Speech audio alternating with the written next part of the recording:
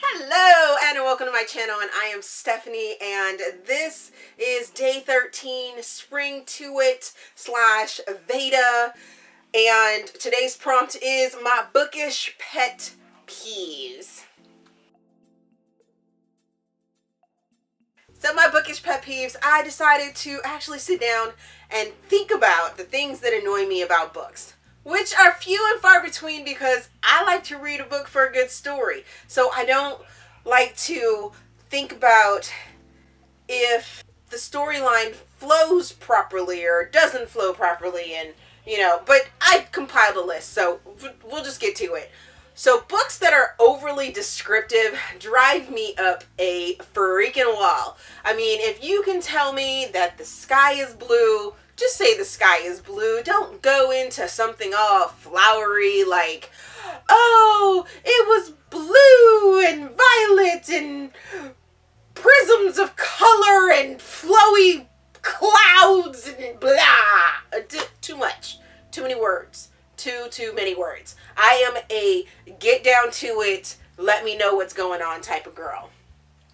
The next thing that peeves me is that when the storyline gets repetitive, oh my goodness, I will start skimming if I feel like I'm in deja vu and I've already read something that happens in the chapter before. I'm like, you don't have to tell me again. Like, for example, when books decide to tell me how good looking the main characters are over and over and over and over. Okay, I get it, they're hot. I get it. But I don't need to know that every single chapter. I don't. Next thing is jumping around or not having a very good flow for a book.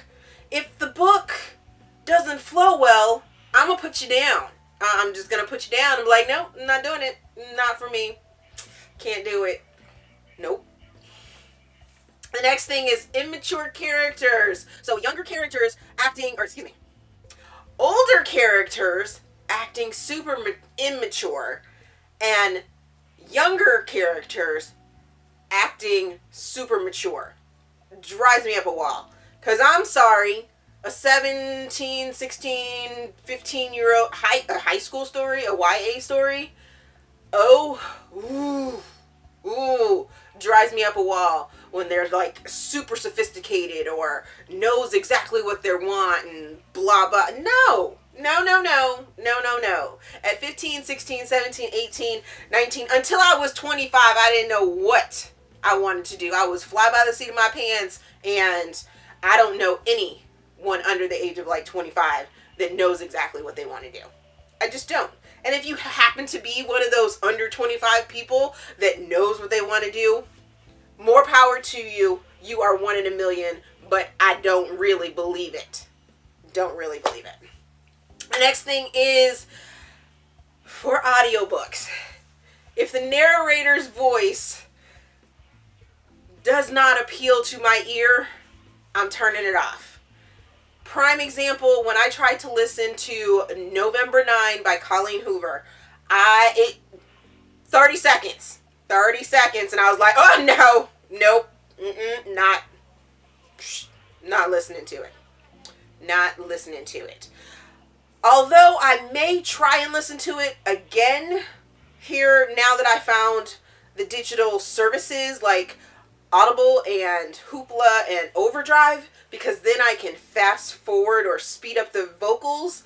It may be a little bit better and easier on my ears, but for the most part, yeah, I tried to listen to it on CD and I was like, oh no, nope, not doing it. Next thing is a novel that parades itself as a full novel, but then you start reading it and you come to find out it's like 100 pages. A novella. Ugh, drives me up a wall. And it drives me even more crazy when I buy something off of Amazon and it's like, oh, it has 600 pages to it. So then I'm like, oh yeah, I'm getting me a novel. What? And I start reading it, and then at the 50% mark, it's like, story's done. But by way, we have all these bonus stories in here. So mad. Then, almost done with this list. The next thing are the no parents. Not having parents involved in YA stories. What? Woo! I don't know where you've been living, but last time I checked, anyone like under the age of 18 that's living at their house drives me up a wall. Prime example of that is, what is the name of that book? Dash and Lily's Book of Dares by David Leventhal. I was like, this the female character's like 16, the male character's like 17. They live in New York. It's over Christmas break, and their parents decide to go on trips. What? What? What? Woo! Woo! What day and age are these people living in? Because this day and age, and even like 10, 15 years ago, you weren't leaving your under 18-year-old kid at the house by themselves over Christmas break for 2 weeks with no supervision, adult supervision. Really? Really? Bad parent. And then finally, my biggest pet peeve that will automatically get a book DNF'd is having the use of the N-word in casual conversation. Done. Done. Now, I have read books where the N-word is used. It is used in context because the books were either historical fiction and it dealt with times of slavery. Although all the way through it, whenever it was used, I would cringe. But it didn't make me DNF the book because it was historically accurate for the times. Or the only other way that I won't DNF a book with the N-word in it is if it is used in the context of the story. Prime example, this book right here, Grip by Kennedy Ryan. She uses it as a discussion point, and it is so well written. Actually, I think it first showed up in Flow, actually. And when I got to that part and it was used, I was like, but then I kept reading, and at least it wasn't like every other word, every other page that was on. And then it was discussed. It was discussed, and I felt a little bit better about the word being used because it was used, in context, and it had a reason for being there, and it had a point. So, those are some of my bookish pet peeves. What are some of your bookish pet peeves? Let me know down in the comments. Are any of the ones that I just named off similar to yours?